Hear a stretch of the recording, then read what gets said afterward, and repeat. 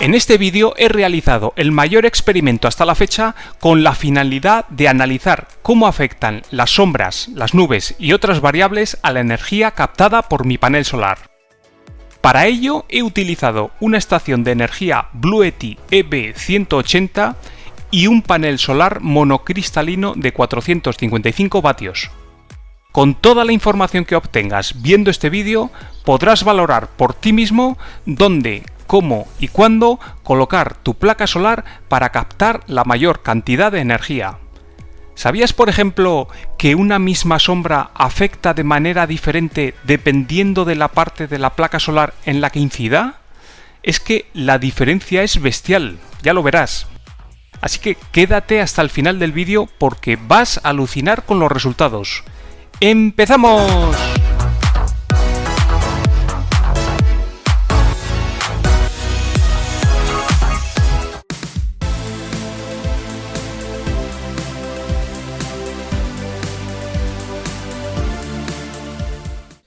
Bueno, estoy seguro que ya conocéis la teoría a la hora de orientar una placa solar para que capte la mayor cantidad de energía. Y es que lo que se suele recomendar, por lo menos en mi país, es colocarla hacia el sur con una inclinación de unos 30 grados. Sí que es verdad que en verano, cuanto más plano esté el panel solar, mejor, alrededor de unos 15 grados, puesto que el sol obviamente está más alto. Y en invierno aconsejan inclinaciones en torno a 45 grados. Esto, traducido para nuestros amigos latinoamericanos, habría que decir que si su región está en el hemisferio sur, la orientación sería prácticamente la misma, pero mirando hacia el norte, y en los países más cercanos al Ecuador, la mejor posición es colocarla plana o con una leve inclinación con tantos grados como tenga la latitud a la que esté su región.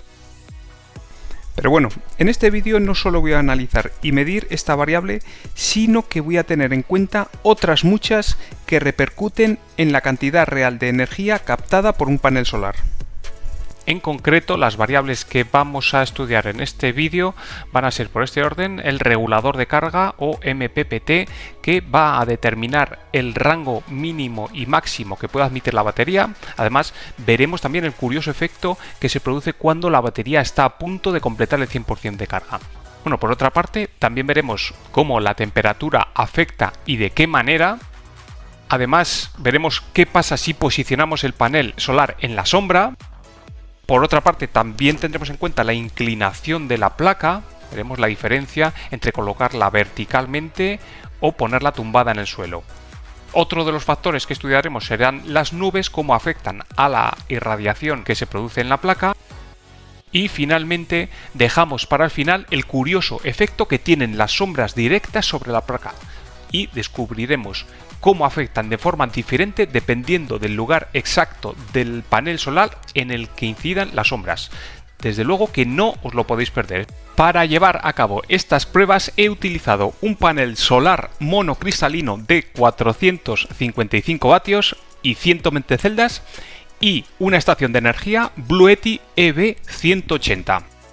Por si alguno no conoce este tipo de estaciones de energía, os cuento que está compuesta por un inversor de onda pura de 1000 vatios que nos proporciona una potencia de salida de hasta 1000 vatios. Además tiene una batería de litio con una capacidad de 1800 vatios hora y finalmente también tiene un regulador de carga solar MPPT cuya finalidad es controlar la cantidad de energía que entra de la placa a la batería. En teoría te permite conectar una placa de hasta 500 vatios nominales, aunque en realidad solo llegará a admitir como tope hasta 360 vatios. No obstante, recordad esto último porque va a tener un papel importante en las mediciones que hagamos. Con toda esta información ya podréis valorar cómo, cuándo y dónde colocar una placa solar, ya sea fija o móvil. Me refiero no solo a la hora de realizar una instalación solar fija, sino a todos aquellos que colocáis placas solares en el techo de vuestros vehículos o a los que compráis una placa para instalarla en vuestro balcón y ahorraros unos dinerillos en la factura de la luz. Y para que veáis cómo lo tengo montado, os enseño el set de grabación. Ya veis que por una parte estoy grabando la pantalla de la estación de energía y por otra parte estoy grabando la placa que tengo en exterior conectada por este cable que nos lleva a la placa. Una vez hechas las aclaraciones previas, vamos a empezar con los experimentos. Para empezar con las pruebas, vamos a ver cómo influye el regulador de carga en la cantidad de energía que entra a la batería. En este caso, tengo que decir que este regulador de carga es pequeñito y solo permite unos 10 amperios. Y esto, la verdad que determina en gran medida las posibilidades de carga de la batería. Estoy seguro que en instalaciones más grandes con MPPTs de 50 o de 100 amperios, el regulador de carga no supondría un gran impedimento. Pero, en mi caso, los 10 amperios unidos al panel solar hacen que el máximo que puedo recoger en las mejores condiciones sea de 360 vatios. En primer lugar, os quiero enseñar cuál es el máximo de energía que he llegado a captar nunca. Para ello, tenemos que proporcionar las mejores condiciones. En verano ya veremos después cómo es prácticamente imposible conseguir este máximo de 360 vatios, sobre todo por el tema de la temperatura, puesto que el calor reducirá en gran medida la energía que se pueda captar. En esta prueba que veis fue a finales de marzo con una temperatura ambiental bastante fresquita de unos 10 grados y con mucha irradiación, a pesar de que había llovido. Pero bueno, ya veis que entre nube y nube conseguí el máximo de vatios que he conseguido nunca, unos 348, muy cerca de los 360 teóricos que se pueden captar. En esta otra prueba vamos a ver cómo es el regulador de carga el que se encarga de limitar la cantidad de energía que le entra a la batería a medida que la batería se va llenando. Veréis que cuando la batería está a mitad de carga, el MPPT no ofrece ninguna resistencia, pero a medida que la batería se acerca al 100%, el regulador de carga empieza a limitar la cantidad de carga. Esta prueba está realizada el 16 de junio, son las 9:15 de la mañana, y veis que la batería está a media cargar y está entrando unos 330 vatios, que en principio, teniendo en cuenta la temperatura, que ya serían de unos 20 grados, es prácticamente el máximo que en este momento podría recoger. Aquí veis que el panel solar sigue en el mismo sitio, han pasado pues casi 2 horas, son las 11:15, y sigue captando pues 324 325 vatios, que en principio es el máximo, teniendo en cuenta que ha subido un poquito la temperatura, estamos hablando ya de 25 grados, y eso limita el máximo que se puede captar.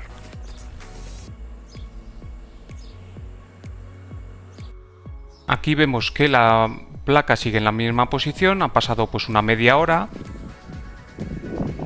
y vemos el primer efecto curioso, y es que la batería se está acercando al 100% de carga y el propio regulador de carga está empezando a bloquear la cantidad de energía. En este caso hemos bajado de 300 y pico a 131. Pero no es que entre 131 la placa, sino que el propio regulador es el que se encarga de limitar esa carga. Veis ahora también cómo pues ha pasado un cuarto de hora, aún se está llenando más la batería y el regulador de carga pues sigue recortando la cantidad. De 131 pues ha pasado a 62, 63. Y ya veréis lo que ocurre ahora en la siguiente imagen. Va a ser el regulador de carga el que, llegando al límite de la batería, llegando al 100% de carga de la batería, corta completamente la inyección de energía y veis que está a 32 vatios, pues pasa de 32, se termina de llenar la batería y pasa de 32 a 0 y corta completamente la cantidad de energía. ¿Ves? Incluso, mira, ya está, 18, 0. Con todo esto, la conclusión que sacamos es que es en primer lugar el regulador de carga el que establece de alguna manera los márgenes mínimos y máximos sobre los que va a estar cargando la placa. En mi caso, entre 0 y 360 vatios.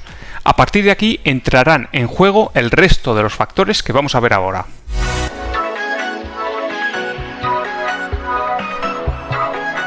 Ahora lo que vamos a comprobar es cómo la temperatura también influye en la cantidad de energía. Y es que a mayor temperatura ambiental, menos eficiente es la placa y por lo tanto menos energía se capta. Aquí ya vimos que en estas condiciones de temperatura, estamos hablando a finales de marzo, haría unos 10 grados centígrados, se llegaba a recoger más de 340 vatios. Bueno, pues en la siguiente imagen, estando la placa en la misma posición, la temperatura ambiental de casi 35 grados influía y de qué manera. Ya veréis. ¿Cuánto pensáis que ha disminuido la potencia registrada? Tened en cuenta que hay una diferencia de más de 25 grados centígrados. Fijaos cómo en la misma posición, cuando en marzo se recogían 346 vatios, en julio con 35 grados se recogen tan solo 299 vatios. ¿Veis la diferencia? Con esta prueba ya hemos visto cómo, estando la placa solar y el sol prácticamente en la misma posición, la diferencia de temperatura ambiental influye para que se capten más de 40 vatios menos, lo que supone una diferencia alrededor de un 15%. A partir de ahora vamos a ver cómo influyen el resto de factores.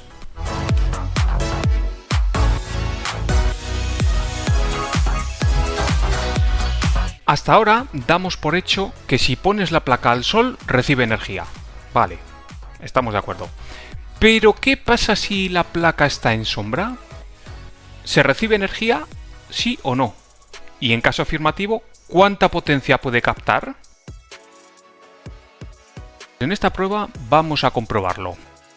Vemos que en esta primera prueba la placa ya no es que esté a la sombra, sino que también hay bastantes nubes.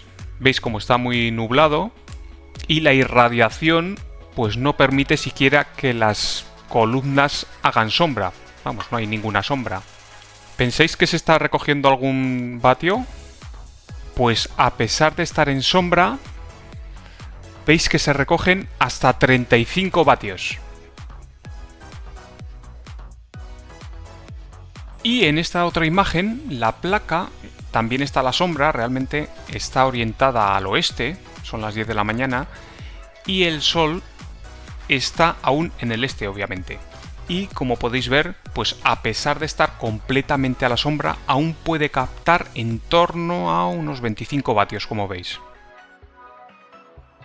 Ahora vamos a seguir exponiendo a la placa a más pruebas. En este caso ya veréis que quedan las más interesantes.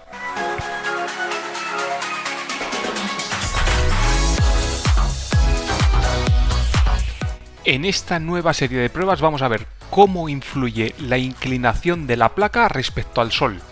Por lógica, cuanto más la pongamos de perfil, menos energía captará. Pero ¿cuánto menos? Vamos a verlo en vatios. Aquí vemos que son las 11:30 de la mañana y con la placa bien orientada se están recogiendo pues un poquito más de 300 vatios. En este caso vamos a ver qué pasa si vamos inclinando la placa cada vez más. Bueno, pues veis que he inclinado un poquito la placa, veis que está bastante de perfil. Ahí tenemos el sol. Y sí que es verdad que le está pegando el sol, incide el sol en toda la placa, pero como veis por las sombras está bastante de perfil. No le llega a pegar la sombra a la placa, pero está muy de perfil. ¿Cuánto pensáis que está captando? ¿Cuántos vatios pensáis que está captando ahora en estos momentos? Pues fijaos que a pesar de estar bastante de perfil, la placa en estos momentos aún está captando pues alrededor de 90 vatios. 90-95 vatios Veis que no le pega la sombra en ningún sitio de la placa, pero ya veis la inclinación que tiene. Vamos a ver ahora si forzamos un poco más la inclinación y la ponemos casi de perfil. ¿Captará algo? Vamos a verlo. Bueno, ahora he querido forzar un poquito más la inclinación. Ahora está prácticamente de perfil. Como veis, el sol sigue en el mismo sitio, serían las 11:30 de la mañana. Por la sombra que hace la misma placa,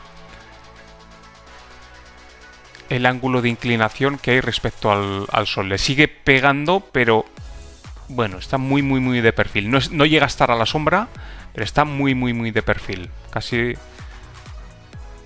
está en línea con el sol. ¿Cuánto pensáis que está captando aún así? Pues a pesar de esta inclinación tan extrema, veis que está captando 30 y tantos vatios. 36, 37, 38 vatios. Fijaos la inclinación tan bestia que tiene. Vamos a seguir forzando la inclinación. Ahora veis que la placa está completamente en sombra. He forzado tanto la inclinación que la placa pues hace su propia sombra. En ningún lado de la placa está pegando el sol. Veis que el sol sigue en el mismo sitio. Es un poco antes de media mañana. Y la placa hace su propia sombra. Veis que no incide en ningún sitio el sol directamente en la placa. ¿Pensáis que está captando algo? Vamos a ver. Pues como veis, estando completamente de espaldas al sol, y aún capta unos 25 vatios. 24, 25 vatios. Veis que está completamente de espaldas al sol. Y en esta otra prueba he querido poner la placa tumbada en el suelo, pero veis que a pesar de que le da unos reflejos, no está al sol. O sea, la placa está a la sombra. Aunque veáis unos reflejos, entre otras cosas porque había tanta nube que no pegaba directamente el sol en la placa. Pero bueno, aún así veis que está completamente a la sombra. ¿Creéis que está captando algo? Pues vamos a ver cuánto está captando. Pues fijaos que aún así está captando más de 50 vatios, 56, 57 vatios. Fijaos que no deja de captar energía en ningún momento.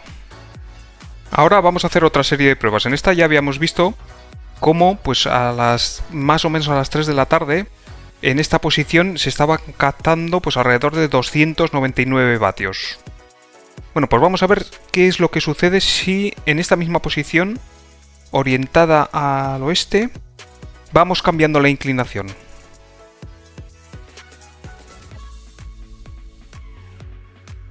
Aquí ya vemos que he cambiado la placa, está un poquito más vertical, pero vamos, está en la misma posición.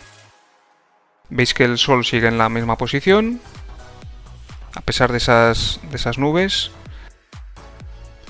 ¿Cuánto pensáis que habrán bajado los vatios por esta leve modificación?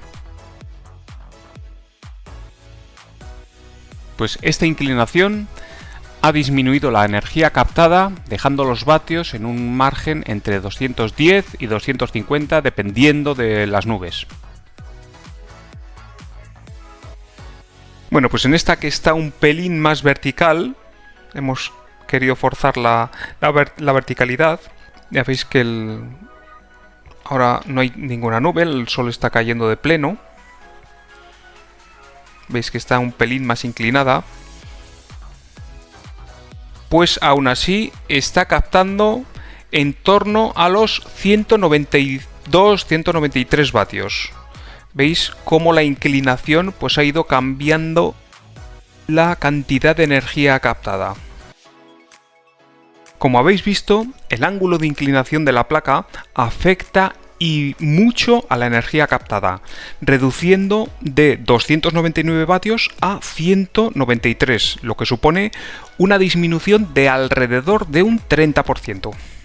Pues vamos a seguir con los experimentos para comprobar a continuación cómo afectan las nubes a la energía captada por nuestra placa solar.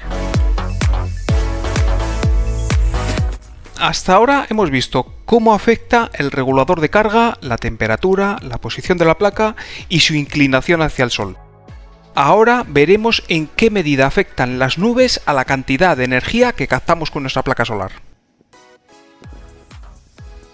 Y qué mejor día que un día soleado, sin nubes. Uy, a ver, cámbiame esto, porfa, ponme unas pocas nubes. Así, perfecto. Bueno, lo que vamos a comprobar ahora es en qué medida las nubes afectan a la cantidad de energía captada por la placa. Ya vemos que estas, a pesar de ser nubes altas, pues no permiten mucha irradiación y la verdad es que no hacen prácticamente sombra. Veis como la placa prácticamente no hace ningún tipo de sombra. Veis también como los arbustos pues no se proyecta ningún tipo de sombra. Eso da un poco la pista de si hay mucha o poca radiación. Pero llevado a vatios, ¿cuántos vatios pensáis que está captando ahora mismo la placa?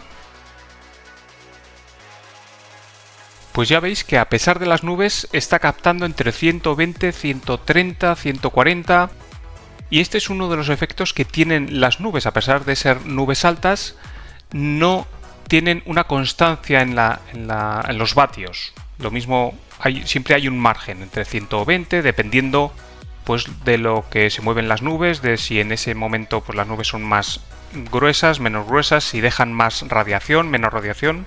Es un efecto curioso que tenemos que tener en cuenta. Y para que veáis lo que digo, vamos a ver esta otra prueba con nubes, a ver cuántos vatios se captan. Aquí ya veis que hay nubes también, en este caso sí que hay más sombras y por lo tanto se nota que hay más irradiación. Veis cómo los árboles proyectan más sombra, en principio indica que hay más irradiación, incluso veréis cómo la placa pues también proporciona más sombra. Pero en este caso, ¿cuánto pensáis que se está captando? Pues en este caso la suma de factores, o sea las nubes, la inclinación de la placa, ya veis que se captan entre 140, 160, 150, 170. Ya veis que hay bastante variabilidad de vatios captados. Ahora vamos a ver qué ocurre con la placa tumbada en el suelo. Veis que las nubes, pues sigue habiendo nubes altas, pero las nubes pues nunca son iguales. Hay veces que dejan pasar más radiación o menos radiación. En este caso ya veis que por las sombras que hay bastante más radiación y el efecto de la inclinación de la placa, la situación de la posición de la placa, pues ya veis cómo van los vatios variando de 270, 305, 280, constantemente están moviéndose los vatios, sobre todo por el efecto de las nubes. Una vez visto los efectos que tienen las nubes en la placa solar, vamos a ver finalmente el último bloque de experimentos realizados.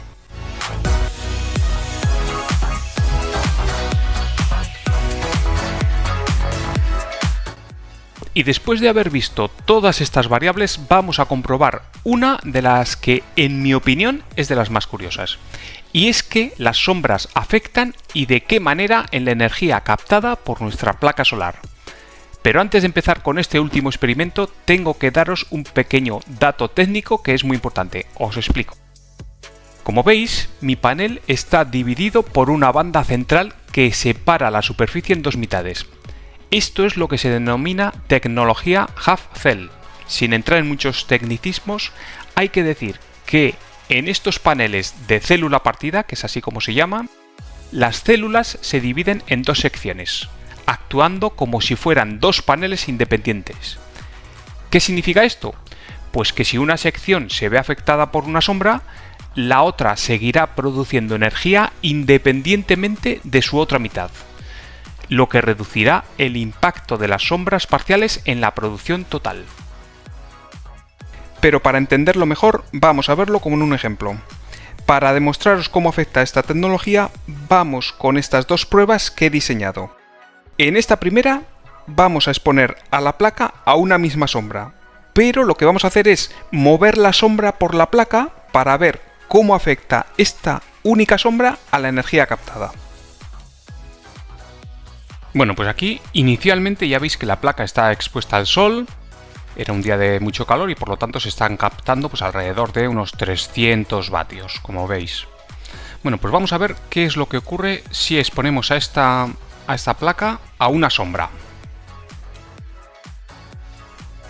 Bueno, aquí ya veis que esta sombra solamente afecta a una de las mitades de la placa, no afecta a toda la placa, sino solamente a una de las mitades. Y vamos a comprobar cuántos vatios se reduce en la captación por la afectación de esta sombra. ¿Cuántos pensáis? Pues mirad que esta sombra, que solamente afecta a una de las mitades, reduce de 300 vatios, pasan a unos 200 vatios. Lo que supone una disminución de alrededor de un 30%. Bueno, pues vamos a ver qué ocurre si esta misma sombra la movemos por la placa. Ahora mismo ya veis que la sombra es la misma sombra, pero afecta a las dos partes de la placa, a las dos mitades. Una parte de la sombra afecta a una mitad y otra parte de la sombra afecta a la otra mitad. ¿Cuánto pensáis que se ha podido reducir la cantidad de energía captada? Pues fijaos que de 300 vatios que estaba captando inicialmente han pasado a tan solo 35 vatios más o menos. Fijaos que es una reducción pues de alrededor de un 80%. Y realmente es la misma sombra, pero está afectando a las dos partes. Y ahora vamos a volver a mover la sombra. Va a afectar solamente a una parte de la placa. ¿Veis que solamente afecta a unas celdas que están situadas en la otra parte de la placa? Y los vatios se han reducido pues de 300 a unos 200, 210. ¿Entendéis ahora el curioso efecto que supone esta tecnología en la que pues prácticamente o virtualmente divide una placa entera en dos mitades de alguna manera independientes a la hora de captar energía? Y veis que si ahora quitamos la sombra, pues otra vez vuelven a captarse los 300 vatios iniciales. Finalmente os voy a enseñar esta última prueba que a mí me parece la más curiosa y la más didáctica de todas las que hemos visto hasta ahora, ya veréis. Vais a poder ver en tiempo real los efectos de una sombra en movimiento y realmente cómo va afectando a cada una de las partes de la placa solar. Mirad. En esta prueba he querido usarme yo mismo de sombra móvil a la vez que grababa para que veáis en tiempo real cómo va afectando a la cantidad de energía captada. Aquí veis cómo mi sombra solamente afecta a una parte de la placa. ¿Veis cómo van bajando los vatios? Pero enseguida me voy a hacer sombra a las dos partes de la placa. ¿Veis cómo en el momento en que mi sombra afecta a las dos partes, pues la cantidad de vatios baja dramáticamente? O sea, de 200 y pico a pues 60, 70. Lo estáis viendo, ¿no? Ahora vuelvo a afectar solamente a una parte de la placa. Otra vez, pues alrededor de 200. Ya lo veis. En el momento en que mi sombra afecta a las dos partes de la placa, pues la cantidad, veis que baja dramáticamente, 50, 60 vatios. Veis que ahora mismo pues solamente afecta a una parte de la placa. Veis que en el momento en que se toca la línea divisoria, pues baja muchísimo la cantidad. ¿Veis? 200. Ahora mismo solamente estoy en una parte de la placa, ¿veis? Incluso si solamente se afectan dos o tres celdas, pues sube hasta 260, 270. Y a medida que vas llenando la placa de sombra, pues van bajando los vatios. ¿Veis el codo? Pues ahora prácticamente desaparece la sombra y otra vez vuelven los 300 vatios y otra vez volveré a entrar la sombra y veis que baja, se quedan 200 y pico dependiendo de las celdas afectadas y en el momento en el que el codo entra en la segunda parte en la otra parte de la placa, pues bajan dramáticamente. Ya lo habéis visto, ¿no? 200 y ahora otra vez 300 iniciales. Curioso. Como habéis podido comprobar, existen varios factores que afectan a la cantidad de energía captada por nuestros paneles solares. No obstante, os aseguro que queda mucho más por conocer sobre este apasionante mundo de las energías renovables. Así que, si tenéis curiosidad por aprender más sobre paneles solares y queréis que siga haciendo este tipo de experimentos, podéis darle like a este vídeo, suscribiros a mi canal y dejar un comentario. Todas vuestras aportaciones serán leídas. ¡Saludos!